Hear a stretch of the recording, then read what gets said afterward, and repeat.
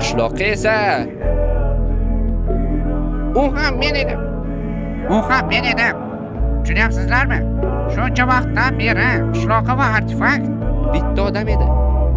Unda qishloqni kim boshqarardi deyishingiz mumkin. Bu savolga ham albatta javob beraman. U haqida to'liq gapirib berayotgan ekanman. Bu savolga ham albatta javob berishim kerak. Xo'sh, qishloqi personajini shuncha vaqtdan beri ko'p odamlar boshqargan rostini aytsam.